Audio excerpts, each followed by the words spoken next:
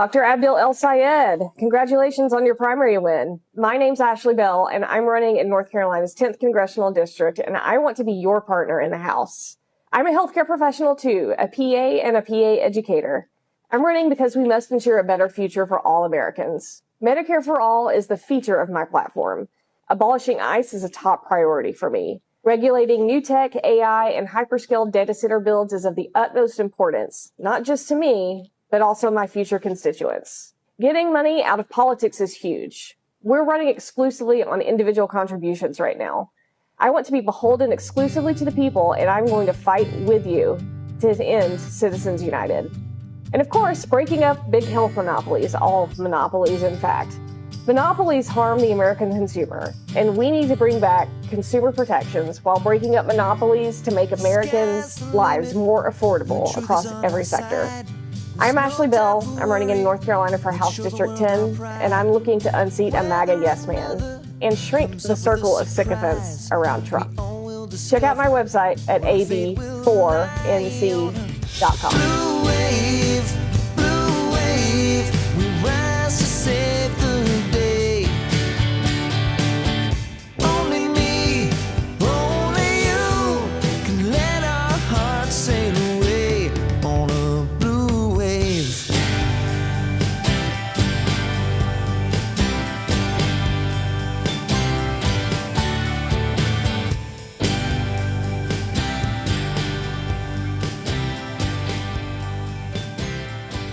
And welcome to TruBlu Politics Podcast, episode 66.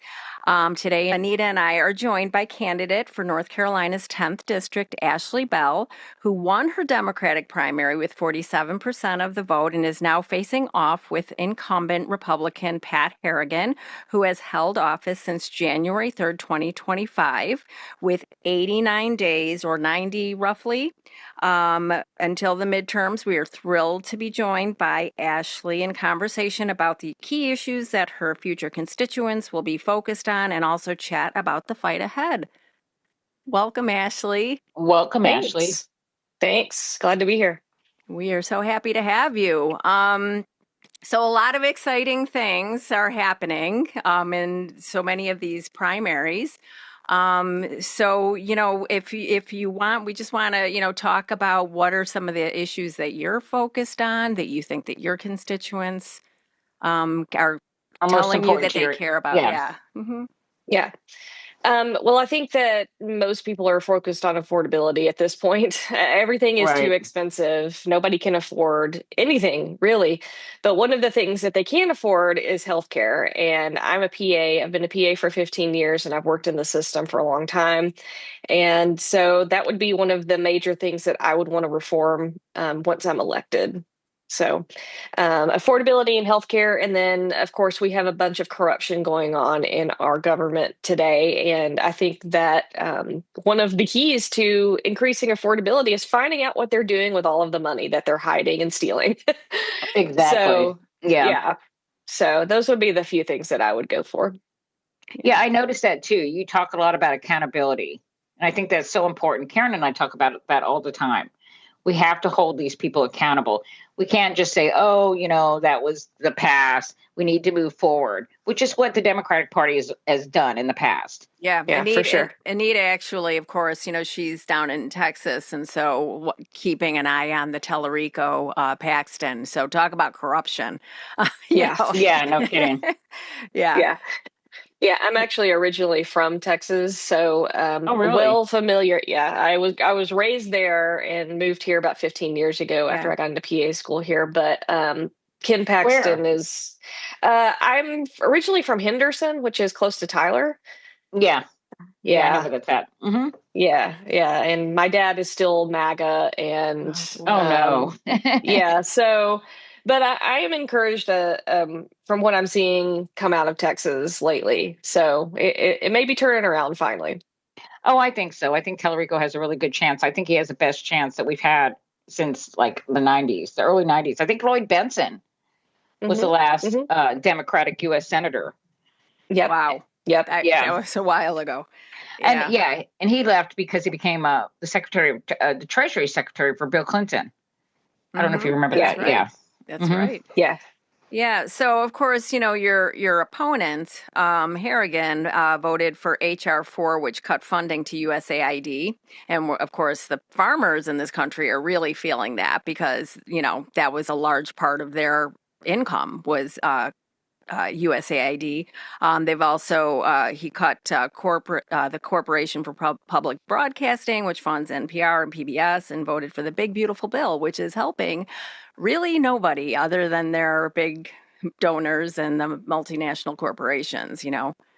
It's very unpopular, this big beautiful bill, and they've tried to, like, what is it, the tax cut for family? I don't know what they're trying to rename it, but it's not working. Everybody knows it as the Yeah. big beautiful bill. I have a different name for it. We like But yeah, I dogs. mean that bill pretty much destroyed a whole lot of things. And the really dangerous part about that bill is that a lot of the healthcare cuts that it takes is not going to happen until after the midterms, so January. And so a lot of people who are going to be directly affected by that are not going to see the effects until after the election. And that was done by design for Of sure. course, yes, Absolutely. yes. So That's the Medicaid cuts. Yeah. Exactly. So, what are the conversations then that you're having with your future constituents? Because we're just going to manifest it. What are the conversations that you're having to provide them with that information? Well, we have to make sure that we get out the information about that. So that's going to be a focus of the campaign in the next few weeks. But also, we're talking to people that have already been affected by our bad healthcare system and just highlighting their stories. And, as a healthcare provider, I have access to a lot of those stories, unfortunately, because I've been involved in a lot of them. But also, we have to highlight the healthcare provider stories because they're as much of a part of this as anything. And I think that's the part that a lot of people forget about is that there's a whole bunch of people who work in healthcare who are being harmed from the other side of this bad system. So, Explain that or go into more so detail. Yeah. Yeah. So, I mean, there's a ton of people who work in healthcare in this country, all the way from doctors to, paraprofessionals to direct support professionals and everything in between. And so we as providers are being harmed by insurance companies because we can't make appropriate decisions for our patients because the insurance companies will just refuse to pay for it. And that shouldn't be happening. People who work in insurance companies, for the most part, don't have licenses to practice medicine, and they shouldn't be in the middle of our decisions between us and our patients. Then we have healthcare administrators who may or may not have any healthcare training. Most of the time, they don't. And their main goal is to make money for the hospital or the entity that they're working for. And so a lot of their priorities don't have anything to do with providing good healthcare to people, they have to do with profit. And then we have private equity that keeps coming in and buying up all these hospitals and then merging hospitals. And it's a proven fact that when you merge big entities like that, when private equity takes over, the quality of care goes down and the satisfaction from both patients and providers also goes down. And so the more that happens, not only are you creating monopolies, but you're decreasing the quality of healthcare in the country. And so those are just a few examples of things that we in healthcare have to deal with on a daily basis. I literally could talk about this for hours, but we don't have that kind of time. But we are going Yeah. to be kind of trying to look at healthcare from that perspective because I think a lot of people talk about how bad the healthcare system is from the patient perspective, and it absolutely is. And that's obviously our priority. But if we don't talk about how bad it is from the other side, then we're missing a huge piece of the puzzle. Yeah, it must be frustrating for as a healthcare provider when you know what the best treatment for your patient would be, and then Hmm. the insurance company is denying it, Yeah. right? Yeah, Yeah. yeah, And I'm sure absolutely. you And see that.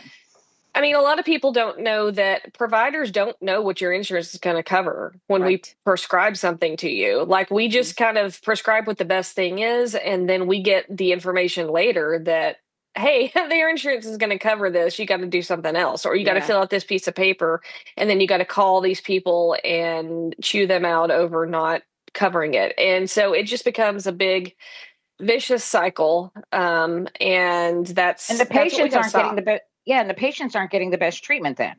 Yeah, correct. Yeah. Yeah. And Well, Wow. even because if, they can't afford, because they can't afford, like, either it's like, so I have my, the explanation of benefits, right? And so Mhm. then it really is, it puts the patient who is not necessarily, savvy and sophisticated in Right. navigating that piece, so now it's you as a consumer have to look at your explanation of benefits and call your insurance company to find out if it's covered or not.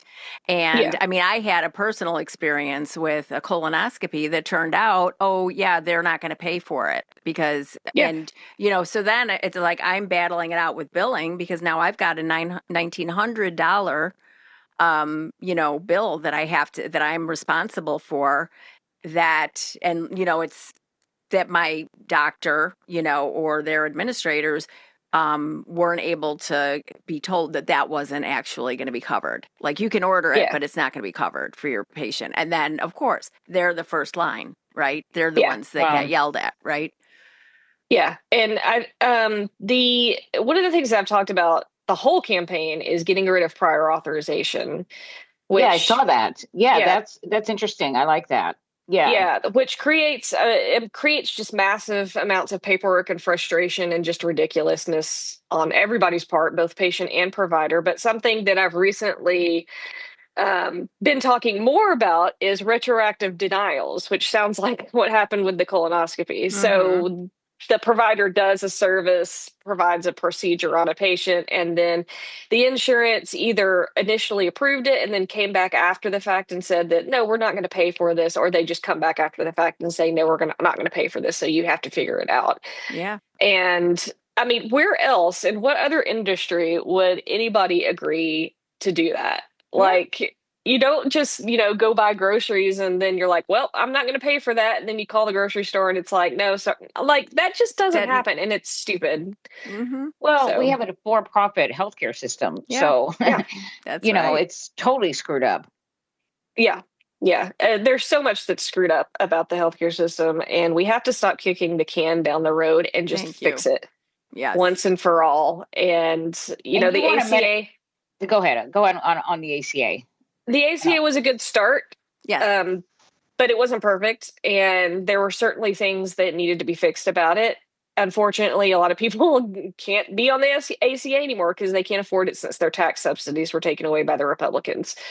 So I think that is the first thing that we would do is reinstate those subsidies just as a stopgap while we're Right. figuring this mess out. Mm-hmm. Well, that's what the ACA was supposed to be, and it was initially Mm-hmm. Well, supposed to right. include a public option, and Yep. eventually lead to like a Medicare for all system. Right. But of course, Yeah. the Republicans had 108 changes to the Right. ACA, And they had to right? drop the public option because of Right. Joe Lieberman. And there's just I don't know if you remember the whole battle for the Yeah. ACA, but it Yeah. was Yeah. just I do. crazy. Yeah. Yeah. Yeah. So, Yeah, it was pretty crazy, and I think that we need to, well, first of all, like I said, reinstate the ACA subsidies. I am tentatively in favor of a public option, and the only reason I say tentatively is because I don't want it to become a crutch that we use to make an excuse as to why we're not pushing for the full system. yeah, but don't you And think if we have a public option that eventually people will just sign on to that because people can't afford right now, they can't afford private health Yeah. care. But I think, oh right, yeah, it's like And then, reinstall the ACA to begin with and right. then push towards, yeah, maybe getting a public option. I think the yeah, public option would be the best thing for us to do because I think Medicare for all, honestly, is kind of politically toxic. I think oh people are yeah. I afraid of mean, it. right, And I noticed that you on your platform you talk about universal health care. And then I've yeah, seen that you also call for Medicare for all. And I hope we get to that point. But I think we have to start with something like a public option and I think people will gradually start getting used to that and seeing how that works. And if it's successful, then more and more people will sign on to that. And of yeah, course, we'll still have the private healthcare industry. They have a private healthcare industry in the UK. They have it in yeah. Canada, but they also have government healthcare, and people have that. Everybody can use that. Yeah, So, yeah, for sure. I mean, it's going to take a lot of work and a lot of time to get this reformed. And that's certainly an option that we could take, is just, include the public option. But ultimately, I mean, we just need complete reform of the system. And so that's kind of why I'm pushing for Medicare for all. And you know what? We don't even have to call it Medicare for all. Like, let's just get there, and then we can name it. That's what I mean. Let's just get there. And also, I mean, my family, full transparency, I have a lot of family members that work for United Healthcare, and there's millions and millions of people that work for the private healthcare industry. And so I think it would be kind of a shock to the economic system if all of a sudden we go to a Medicare for all system. Yeah. Yeah. So, we would obviously have to take all of those things into account, and it's not going to be easy or simple. It's going to be very complicated, which is, well, we got to have something for people to use while we're figuring it out. So, which is the ACA, which, I mean, the Republicans, they have no plan.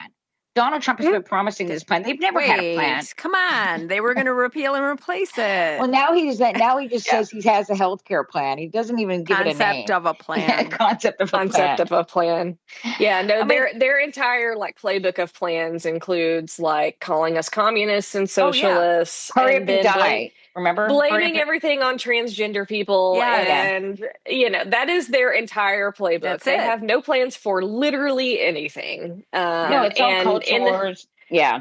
In the meantime, let's just drop some bombs on another country, just to distract people, pretty much. So, look over there. Don't look at the fact that, you can't afford your groceries or your health care or your mortgage. No, there or might be a your transgender rent. swimmer. There might be.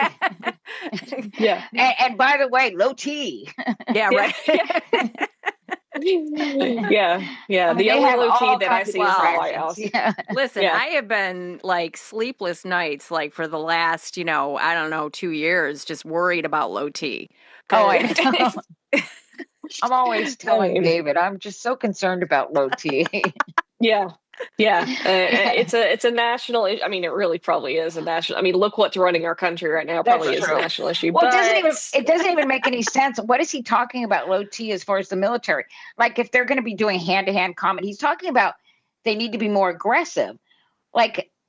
This isn't Game of Thrones. We're not going to be doing hand-to-hand combat. So, it doesn't even make any. All their stuff, none of it makes sense. No, they're just throwing things out there that just kind of rile up their, But Anita, don't act like you wouldn't love to see Pete Hegseth and Bobby Kennedy Jr. go hand to hand. Well, that's true. Or they may, no, they probably just want to head to the hot tub like him and was it Kid Rock? Well, Bobby Kennedy would just keep his jeans on the whole time. Does everything in jeans. By the way, I heard Abdul Al-Sayed, is that how he pronounced his name? Al-Sayed, yeah. And he was talking about how people would like to see him grill. That one of the people that he really wants to grill is Bobby Kennedy Jr. because he's a doctor and he's very educated. And so I was thinking about you're a PA. Would that be the favorite person for you to question in a hearing? Would be Robert F. Kennedy Jr. Just get him. So. Yeah. I mean, he would yell over us the whole time, but I think that true. I mean, I could refute literally everything that man says, and I mean, I just yell at my computer when he's on. Right. So I talked to him one time on the phone, and he yelled at me. Did you? I did. What? Yes, on the Tom Hartman show, and I talked to him, and he was on there, and I talked to him, and he said, I was asking him he was talking about autism being caused by the vaccine. Vaccines, mm-hmm. And I said something about why don't you actually have an actual an expert on vaccines to debate you on, or so I don't remember exactly what I said to him, but he started yelling at me about how he has challenged these people, and I just, I couldn't get a word in edgewise. He's very defensive, very thin-skinned. That does not surprise the thing I always think about with him is just his family. Well, I mean, his living family is embarrassed of him, but his family, his parents and uncle and all, they would be so embarrassed. Oh yeah, they would be just beside themselves Oh, they with how came he's out. acting. Yeah. Oh yeah, Yeah, they no, but came out. I mean, even his father and his Yeah. mother is what she's saying. Bobby That they would Kennedy be, that they would be Senior. mortified. Yeah. I Yeah. mean, he is a complete fiasco and an embarrassment. And, Well, look who he works for. yeah, I mean, but that's embarrassment. I was thinking about the Dana, when she was being interviewed by Dana Bash, and, His he's like, behavior. well, something about, well, you're not a scientist. And she's like, well, neither are you, dude. Yeah. He has always been a problem with that family, from what I understand. And they kind of got him into the whole environmental stuff to just keep him busy or give him something, Mhm. because he's just been kind of out there, a black sheep or whatever of the Kennedy family. Yeah. Mhm. So what are the kinds of questions that you would ask him? Well, I would just ask him, first of all, my default is just show me your sources. I used to teach research, so I know what a good source is and what a good source isn't. And I think he just makes up his own sources. He never really gives any true concrete evidence for anything. It's just basically just whatever he came up with in his own head. Right. Or he cites some crackpot. Yeah. He'll cite some crackpot all the time. I've heard him. And it doesn't have to be, and it can be debunked. I mean, he doesn't care. Remember when he put out that paper with a bunch of material that had been either made up or debunked? Do you remember that initially when he first came in? Yeah. And I mean, this guy is a HHS secretary. This is unbelievable. It's frightening. Yeah. It really just speaks to the kind of crisis that we have in the country, of where expertise and education have just been completely devalued, which goes back to my whole point about healthcare, is about how the healthcare providers aren't the ones running healthcare, and they should be. We're the experts. So we shouldn't be having people that don't know anything about healthcare running healthcare. This, along with all future episodes of TruBlu Politics, are sponsored by our wonderful TruBlu crew listeners and our supporters on Patreon. As a small startup podcast, our Patreon members help us pay the bills to keep the lights on and also allow us to keep investing in equipment upgrades for even better quality content in the future. We know that monthly budgets are tight right now due to Trump's and the Republicans' unnecessary tariffs and endless wars, so we have changed our membership fees to monthly donations. Whether you are a paid subscriber or just want to come to hear progressive voices and for community, all are welcome at any level. If you subscribe monthly at the cup of coffee level, that is so appreciated but not necessary. Whether $1, $5, or more, anything is welcome but not required. Anita and I also have some exciting news to share. A few weeks ago, we began recording TBP daily videocasts, which you can find on our YouTube channel, TruBlu Politics. Please like and smash that subscribe button. Or listen on my Substack page, Resistance Journal, or on our Patreon page, along with all of our bi-weekly podcasts. Go to patreon.com/TruBlu Politics Podcast. Of course, you can always listen to the bi-weekly podcast wherever you get your podcasts. And as always, thanks so much for your love and support. Thank you, everybody. This episode is brought to you by Terra Threads. That's Terra like the earth and threads like clothing. Terra Threads is an online shop for secondhand and vintage clothing and footwear. Every piece handpicked and given a second life. Beautiful one-of-a-kind finds, great prices, and a little kinder to the planet than buying new, and bonus, no tariffs. And now, TruBlu listeners get 25% off any order. Just use the code TruBlu25 at checkout. That's TruBlu followed by the number 25, all one word, TruBlu25. You can shop on eBay by going to bit.ly/TerraThreads eBay. That's bit.ly/Terra, TERRA, Threads eBay, all one word. Or on Etsy at bit.ly/Terra Threads Etsy. Same start, bit.ly/Terra, Terra Threads Etsy. Both links are in the episode description too. Refresh your wardrobe with something one of a kind. That's Terra Threads. Have you been watching the Dr. Fauci hearings? Oh, yeah. Mm-hmm. Yeah, I can't watch too much of them because it just infuriates me. Yeah. But Dr. Fauci, a lot of people only know him from COVID, but he was a legend well before COVID. Mm-hmm. I mean, Right. he had such a big hand in the AIDS crisis and finding treatment for that, not only just in our country but around the world.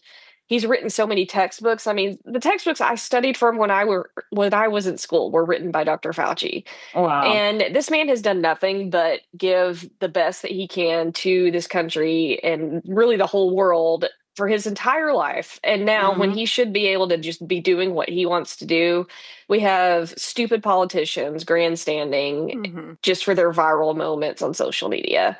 And it's just utterly ridiculous. I mean, COVID was COVID was just an anomaly for everybody, and they were doing the best they could with the information they had at the time, and that's what science is. And if we'd known better, we would have done better. Right. There's no reason for him to have done anything malicious. Absolutely. And think Of course. about if we had the pandemic response team. Imagine how different that would have looked. Imagine if we had Hillary Clinton, President Hillary Clinton in office when, when the virus broke out, in Wuhan. I mean, we wouldn't have had to live through that. I truly she believe wouldn't it have would have had- been stopped right there.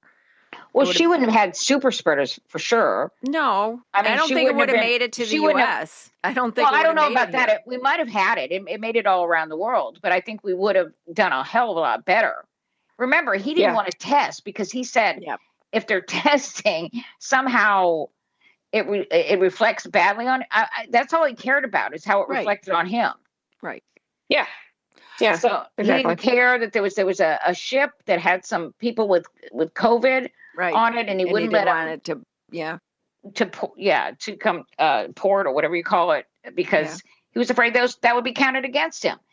And then of course the thing with China, he's like, oh, they got it all taken care of. I mean, it's just there's so many insane things that he did. There was that interview he did with Bob Woodward. What's his name? Bob Woodward. Well, we know he knew how deadly this was. We knew he knew it was airborne. Right. And he didn't care at all. He only cared about how it reflected on him. Yeah. I mean, he was holding super spreaders. He almost died. Well, there was that part in the Fauci hearing too. I don't know if you saw it, but where Fauci talks about maybe it wasn't in the hearing. It was a different video where he talks about Donald Trump when Fauci got up and refuted what Trump had said. He thought he was going to be really mad, but instead he was talking about the ratings. Yeah, he cared about the ratings. Look how great the ratings are on these press conferences that we're doing. Yeah. On COVID. Well, that's why we have a cabinet full of idiots, is because he thinks they look good on TV. And that is the only reason they're in their positions. So absolutely, for sure. I mean, look at our Secretary of War. Anyway, so I want to ask you some more about your race. So what are your biggest challenges right now? Well, biggest challenge is, just like every district in North Carolina, we're pretty gerrymandered. So we were already at a disadvantage as far as what our voting breakdown likely is. So we're an R+9 district. Now, right, but I'm sorry, real quick. That district used to be plus 22R. So after they gerrymandered it, because they kind of they tried to make more they diluted it in order to make more Republican districts. Yeah. So it's only +9 now. So Democrats have been outperforming by about 13 points. So there is you have a good chance to win this race. Yeah. If there was ever a chance, it's now. And I think the difficulty that I'm really starting to see personally is that this district, the people in this district, for the entire time that we have been gerrymandered, have been told that we are screwed.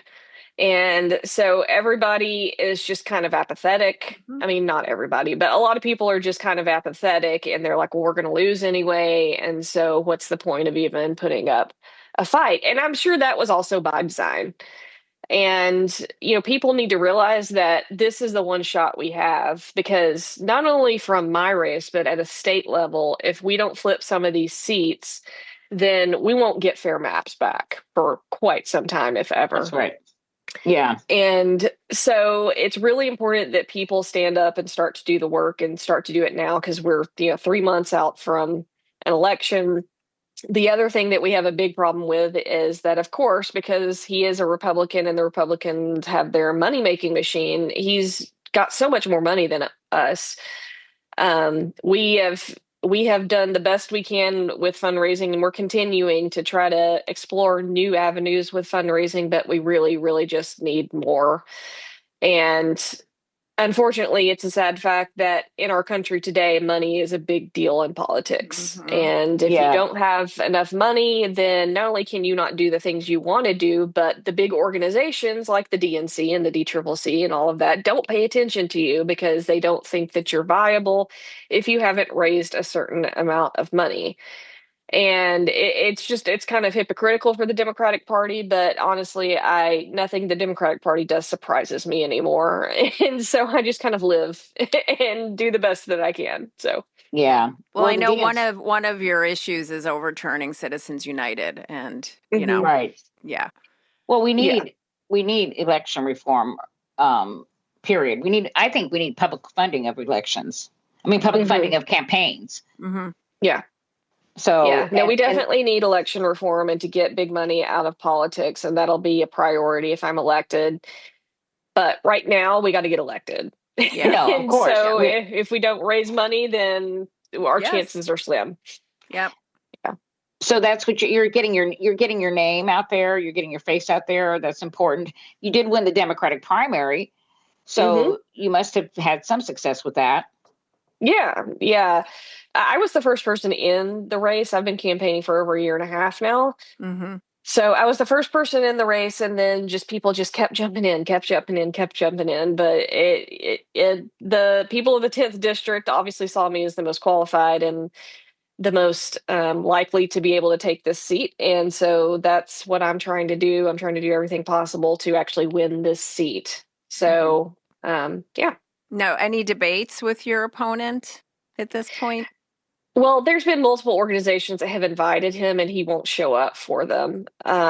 So we have tried, it's just not happening. And the thing about it is, even when he was running in his last election, when he had a primary, he had, I don't know, 3 or 4 Republican challengers in his primary in 24.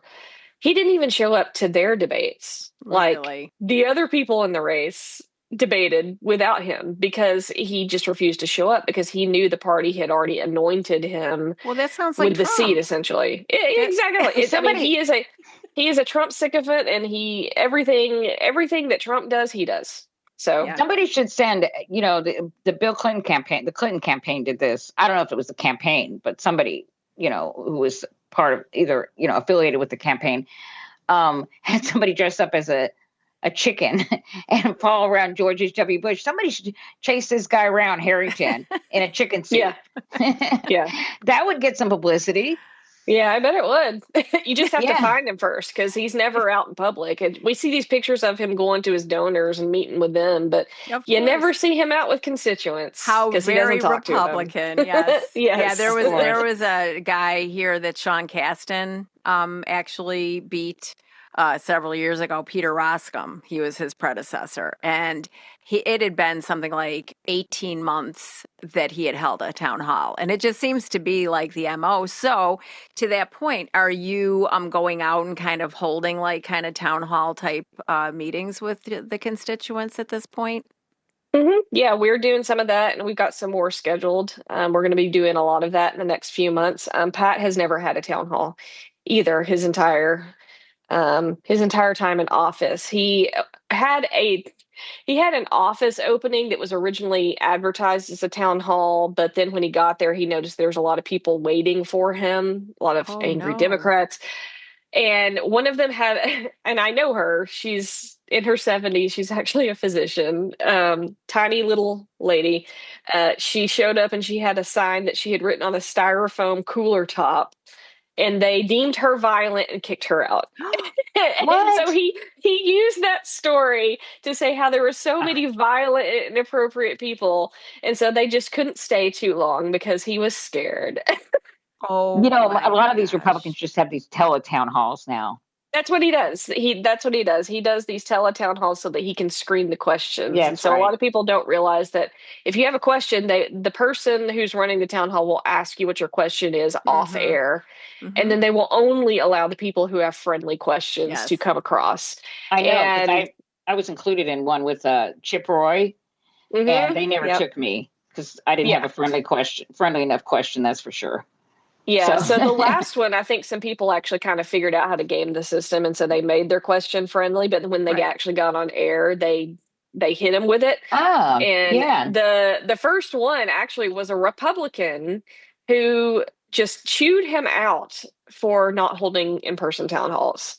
And I was like, well, maybe the tide is shifting here in the Yeah. 10th district. Because if a Yeah. Republican's mad and screaming at his congressman over a telephone town hall, then maybe we actually do have a shot here. Yeah. I mean, is Oh, it I think you have a shot. I think honestly, people are so angry and just so Republican fed up. voters are angry. Republican voters are angry, and the ones that a lot of them are just going to stay home. Yeah. That's what I think. I think that's going to happen here in Texas. I think James Tellerico is going to win because I think a lot of Republicans who can't vote for Democrats are going to stay home, and they're right now they're saying about 5% of Republicans are going to vote for James Tellerico, Mm. and Yeah. I think the same thing is going to happen across the country. Yeah. And Roy Cooper is way ahead. I know in his race there, Mm-hmm. Yeah. so Yeah, he Democrats are is. going to come out. Yeah, He would like everybody to not think he's way ahead. His campaign would like everybody to not think he's way ahead, but he is. And he's never lost a race. And that's not to say that we don't need to pay attention to his race. For sure. We can't it's just get North complacent Carolina. with it. It's Yeah, North Carolina, but I mean, Michael Watley is just a god awful candidate too. So, I mean, it'd be that's one thing true. if you were running against somebody who was a good candidate, but he's not. Yeah. So, So, how are you doing with independents? Do you know? Because independents make up the majority of voters in North Carolina. I know that because I looked that up. true. Yeah, Republicans barely edge out Democrats, barely. It's about even. But yeah, independents, yeah. yeah. Yeah, so it's about 40% of our district are unaffiliated voters. And we actually have a program called Free Agents, which basically just aims to create community around unaffiliated voters and just kind Hmm. of make them understand that we hear their concerns too. And I completely understand why they're unaffiliated because I get frustrated with both parties as well. And I think that's why a lot of people aren't affiliated, just because both parties suck. So, Um, yeah, so but I think. Republicans are the problem right now. Oh Yeah. yes, Republicans are for sure the I problem, but Mhm. yeah, yeah, yeah, I think my feeling is that the Democratic leadership. I yes, take issue with the Democratic leadership. I think that we need to have a change there for sure. Well, And I that's the think face of the party right that now, is unfortunately, like Chuck exactly. Schumer. Yeah, so Right. they make yeah, it easy. Yeah, I think then they make it easy for people to, Because there's a lot of have. good Democrats. Oh yeah, right, no. yeah, I mean, we have so many good Democrats and so many Democrats that are not like you, Ash, or that are like yeah, you, Ashley, that fight, that are Hmm. willing to fight, that are willing to, we're not going to do this business as usual, Cory Booker, and reach across the aisle and work with we're dealing with people who have gone full on fascist here, that are okay Right. with Americans being killed in the street, are okay with ICE agents just going rogue and Kidnapping people. brutalizing people, kidnapping people, incarcerating people that are not Uh, criminals. yeah. And so I just don't think that there's any common ground with that. And then yeah. you have That's right. somebody like John Cornyn, who says that there's nothing they can There's nothing they can do. do. There's nothing they can do to check Donald Trump. Yeah, no, no, there actually is. It's literally in the Constitution. You It can actually literally do is. something. Yes. And yeah, I am totally like Chris Murphy, Team Chris Murphy for Senate leader. Yeah. Us too. Yes. Yeah. Yeah. So I think that's who needs to be the Senate Majority Leader. And there's a lot of good Democrats over in the House. I mean, The there's other so one's many over in Jasmine the House. It's Crockett. hard to yeah. I mean, AOC. it's hard to pick, Okay. honestly. So Yeah. this is what I think personally, that when we get the majority, that actually the Speaker of the House should be Jasmine Crockett. She did. Because Jasmine Crockett's been gerrymandered out Because of she her was seat. gerrymandered Yeah, out. I she's gonna think that be was. Yes, and she lost her Senate primary, so to James yeah. Tellerico. So and you Yeah, don't have to be in the House to be the Speaker. you do not. True. Yeah, That's my man, that vote. would be entertaining. That It would would be certainly, so much yeah, fun. it would certainly trigger Oh some, my God. yeah, the Oh, Yeah. MAGA crowd yeah. for sure. Yeah, which we're good with that. Yeah, I we don't are really care. good with that. Yeah, because I mean, really, like, if anything, it's like with the Democratic leadership, it's like stop courting at the Klan rally. Like, Right. stop doing that.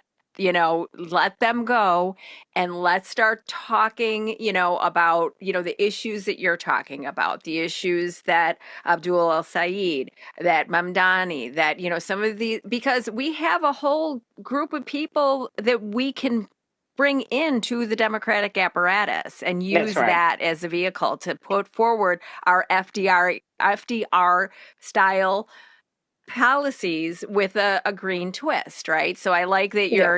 you mentioned the Green New Deal in your platform, and Yeah. yeah. Can I Mhm. ask you something? I noticed that there is an HBCU Winston-Salem in your district. Mhm. And Yeah. so you have about 15% of Black constituents in that Mhm. district. Um, Mhm. and what are you doing to reach out to Black voters? Oh, that is a huge focus, what we're doing right now. We actually just had the International Black Theater Festival, and we have several groups in Winston-Salem that are specifically aimed at making sure that Black voices are heard because their votes are actively being suppressed. And a lot of them know it, but a lot of them don't know it because they're not paying attention, and we need to get that issue in front of them. And Yes, so we are focusing very heavily on that community, and we believe that they're going to come out and support us, and we have every reason in the world to think that they will. So good. Yeah, That's I think they're excellent. important. Yeah, I think it's a very important. I think Black turnout is going to surprise everyone because with the gutting of the Voting Rights Act, the further Oh gutting my gosh, gutting yeah. of the Voting Rights Act, I think a lot of Black voters are pissed off. yeah. Yeah, I Yeah. mean, we're doing at least one or two events every week where we are specifically focusing on Black voters and making sure that they understand that their rights are actively being stripped away from them, and that just can't happen. They've put in so much work over the years to make sure that they had the right to vote, and we don't think it should be taken from them. Yes, and so speaking of voting rights, what are your feelings about the Supreme Court? What do you think we need to do there? I think Yes. we should expand the Supreme Court. I think to 13, and then I think we need to institute term limits. There's no reason that somebody should be on the Supreme Court when they're literally about to drop dead. And I love Ruth Bader Ginsburg as much as the next Yeah. person. I think she was amazing. It's great, but she should have But quit how do you earlier. know? But how do you know? How do you know when somebody's about to drop dead? I mean, there are people that are, look at Bernie Sanders is 80, what, 84, 85. He's older than Joe Biden, but Yeah. he seems pretty healthy. Yeah. So, I mean, my problem with term limits is that, I don't like to be ageist about it. Mm-hmm. Yeah. So, No, and I mean, for sure, there are different levels of, I mean, just look at Elizabeth Warren. Who would ever know that she's 79 years old? Right. yeah, that's Um, what I mean. You can't, Right. so you can't blanket apply it, but I Mhm. think there are certain things that you can do with certain offices like the Supreme Court. I think that they should be subject to just kind of like the Ethics. president, and they have to kind of like the president is, they have to release the reports of what is found on like their annual exam or something. something I has to think, happen. Yeah, like an yeah, ethics type, report. Yeah. Right now they have that. They did that ethics reform, but they're in charge of it or something. They get to decide what's ethical yeah, or not. I mean, it doesn't yeah, even make any sense. But yeah, definitely, we have. To me, the first thing we have to do is reform the Supreme Court because anything we do the Supreme Court is going to overturn if we don't reform that first. yeah. Mhm. So I Yeah. think that's going to be our first. I think that has to be our first priority. And then, I've heard. I mean, I don't know if you saw the stuff the DSA in the DSA platform, but some of it's kind of they want to abolish the Senate. I don't understand that. I think I don't really the understand it either. sentiment. I understand the sentiment, and you get angry, but what we really need to do is we need to give Washington Statehood. D.C. statehood and Yes. Puerto Rico, and Yeah. it's that simple. But there's just quite a few things that we need to do right off the bat, I think. Yeah. Right. And I mean, it's just, there's so much. I mean, it's hard to keep track of everything that's going wrong. And that we're going to have so much work to do once we get in office. And I Plus think the mess that's going to be there that Oh, you have gosh. to clean up. Yeah. the absolute mess. Yeah. I mean, I think that people are focusing on, I think, the wrong things with this whole DSA and mainstream Democrat fight. Like, I am definitely not an establishment Democrat. The establishment Democrats tried their best to keep me out of this race. And I think that's why I won, is because there were so many people who were pissed off about how they acted. But having said that, I also don't think it is necessarily about how far left that we're going, because the things that we're asking for, or that I'm asking for, are not radical. Not at all. None of that We've is done radical. it, and we've done it. Like we said, I mean, we're like FDR Democrats, Well, I mean? FDR came in and did big things. We have to do big things again. Yes. What happened between after the Civil Rights era of the Voting Rights Act and the Civil Rights Act, we stopped doing big things. Yeah. And we need to start doing them again. And there's a reason why we stopped doing big things, because we had, we had a lot of opposition. The Republicans back, when we had Democrats, that the only way they could get elected was by compromising with Republicans, like Bill Clinton had to do. So I think we need to, now times have changed, and it's time for us to do big things again. Yeah. Well, I think that one of the lessons from Bill Clinton and, President Obama, with the ACA or whatever, it's like, if you have the numbers or whatever, you don't have to bring them in. You don't have to give them what they want. You don't have to condition your policies off of what the Republicans want, Well, Obama came in and he had a filibuster-proof majority. Well, he only had it for a short period of time. We have to remember that. He did. It was like 30 days. Okay. Yeah. But still, he should have, you're right. I think he needed to just kind of, this is Republicans, they would just run right over Democrats. They don't care. And Obama, for like a year and a half, allowed Republicans to take part in these healthcare, debates and give their ideas and everything. And then in the end, none of them voted for it. None of them voted for the ACA. No Republicans. Yeah, of course. Yeah. So when you get in there, because we're manifesting this, who are some of the people that you right off the bat, think that you would like to get together with and work with and fight for the things that we all care about? Well, I think that Abdul El Sayed is going to be elected to the Senate, and I think he would be a great partner in the Senate because our platforms are so similar. So I think that would be, one person right off the bat. I think I really like Melanie Stansbury. I think she's just her. straightforward, says exactly what needs to be said, and doesn't get swept up in the theatrics of everything. She's just solid. So those would be two names right off the bat that I could think of. But really, anybody who's interested in advancing Medicare for all and like cleaning up the mess that everything has, been created, I'm interested in working with. Now, I mean, when I say interested in working with, like, I absolutely hate the term reaching across the aisle because it sounds good, but it doesn't really, it sounds good, but it doesn't really make sense in theory, because the people on the other side of the aisle are the ones who are advancing the things that are hurting Americans. That's right. I'm so glad you said that. Yeah. There's really only one party in the country right now that is actually working for people, and that's the Democratic Party. And, when the Republicans start deciding that they actually want to listen to their constituents again and do things for their constituents, then we can start compromising again.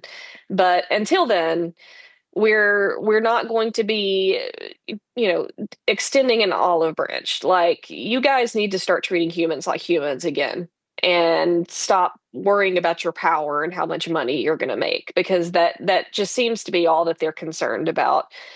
And so this Whenever whole reaching across the aisle is just not, it's not working practically. Not when now, have for sure Republicans not. ever cared about their constituents and not just Right. about power? Right. I mean, I Yeah. can't remember a When was, time, yeah, when honestly. was, yeah, honestly. I mean, now I'm 61. Anita is older than me. Yeah. So I don't, But no.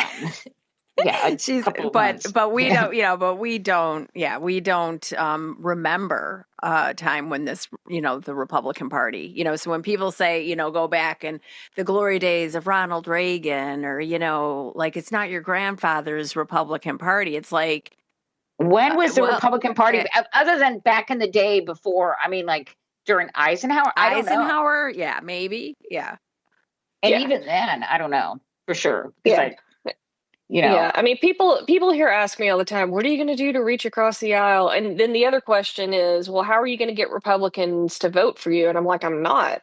Like, no, I am just flat out not going after them, because we have the numbers between Democrats and unaffiliateds to win this race. The numbers are here in our district, and there's well, just there was kind of always been that. this I'm there's just sorry. kind of been this narrative that is something that we have to do, is go get Republicans to vote for us. No, no, we do not. Well, there's I always love been that. there's soccer moms. What else has there been? The what was the last one after Joe the soccer mom? Joe Sixpack, Yeah, Joe the plumber. Joe Those the I mean, plumber. there's always some sort of way they, kind of euphemism they use for, white Republicans or, suburban Yeah. Republicans. Well, and this That was idea what, that the Democratic Party left the working white class, right? The white yeah, working class. the Democratic Party did not abandon the white working class. The white working class abandoned the Democratic Party. They abandoned the Democratic Party after the Civil Rights Acts and the Voting Rights Acts. Mm-hmm. And then when after Ronald Reagan with Young Bucks and Welfare Queens kind of even made it the more divided, because he would basically, what he was saying was those other people Right. are getting government handouts. And that's when people we're start.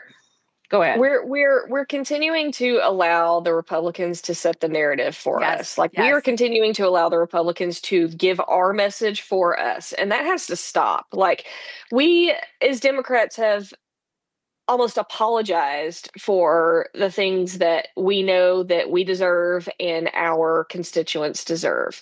Like, we say, oh, we should do this, we should do that, and it's such a passive stance.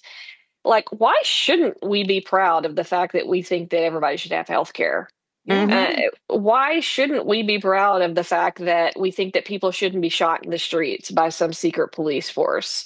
Like, these are not radical ideas, and we are Mm-mm. allowing the Republicans to make people think that they are. And that's Mhm. just stupid. Like, we have to fix our messaging issue, but we also have to be more aggressive. Yeah. And I think that's The what's problem missing. with our messaging is that we don't have a 24/7 propaganda machine like That the is Republicans definitely a big do. part, yeah. But I have to say too, from with some of the Democratic strategists, like the Democratic strategists that told Tim Walz to stop using the term weird, Yeah. or Kamala Harris. or the people Hillary that'll go Clinton. out there and Yeah. say, well, Joe Biden wasn't perfect, but Yes. or well, we Or can't Hillary- do that. If we do this, then the Republicans are going to. And it's like, They're that gonna has do to that. be, Like, they're going when to the do it anyway. Well, a lot of the it, time we hear that, like, oh, we can't get rid of the filibuster because what Republicans will do, right?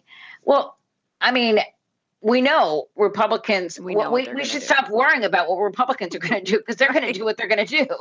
Yeah, I mean, I had somebody at a town hall I did recently. I had called ICE evil, which Fair. I think is a pretty I think fair that's assessment. I have no problem with extremely that. fair. And she came up to me afterwards and she's like, you can't be calling them evil. Like, somebody will take that sound bite and do a lot of things. I'm like, I don't care what they do with it. They're Like, evil. that is what they are. There Like is Hitler was evil. The Gestapo was evil. I mean, why are we so afraid as to what they might say? They are already saying stupid stuff and putting words in our mouth. Like, why are we so afraid about what they're going to say? Like, Right. we are That is already at the really, bad point. We are there. Yes. So well, we I need to mean, fight back. seriously, we have Donald Trump in office, okay, saying the most incredibly hateful things, calling people all kinds of names. I can't believe we have people that are still worried about our language, Right. Yeah. you Yeah. know? A lot of people are stuck in the 90s and early 2000s way of doing things, and that we are no longer there. We are well past that. Are you talking about James Carville by any chance? Oh, I don't know. Maybe. You know what? Roy's team sent out an email with James Carville, or I guess a picture of James Carville the other day. I'm like, this is not the flex y'all think it is. Right. This was not What were they good. saying? Oh, What I was think it was saying something about James Carville knows that Roy Cooper has to win this election. I'm like, well, cool that James Carville thinks that. We all know that Roy has to win this election. James Carville didn't add any legitimacy to this. If anything, you just screwed yourself.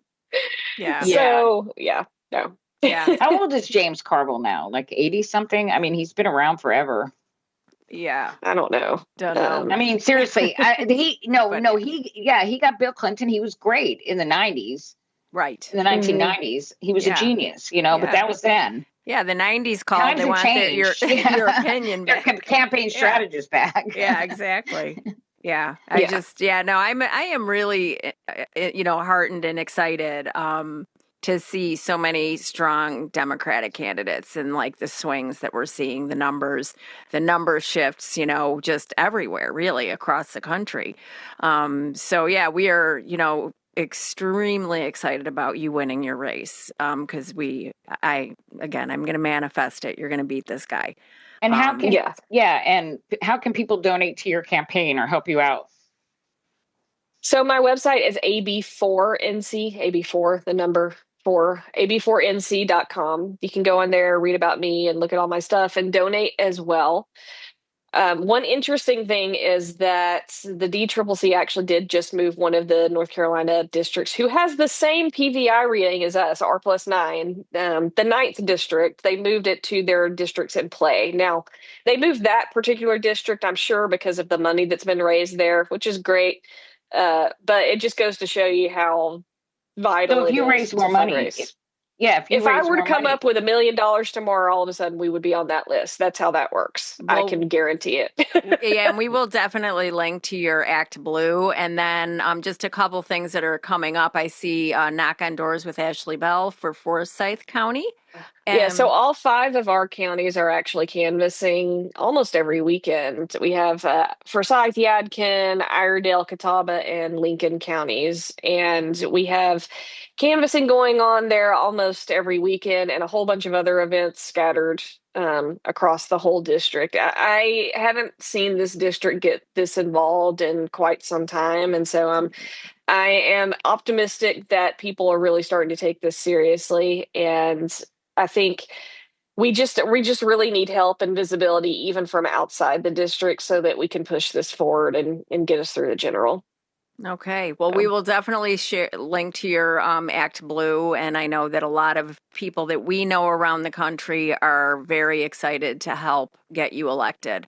So we will definitely do that. And yeah, we really appreciate you coming on and chatting with us. And thank you, Ashley. Yeah, definitely. Let's do this again. I think it's important conversations between You have to now come on and after you're a congresswoman. Yes, that would be amazing. Don't forget us when you're do not you're forget a us. Congresswoman. Yeah, for sure. You can put it on the calendar. Okay, thanks. Well, thank you so much for joining us, and best of luck. And we will link to everything in our show links. And thanks so much. All right. Well, thank y'all for having me. Thank you.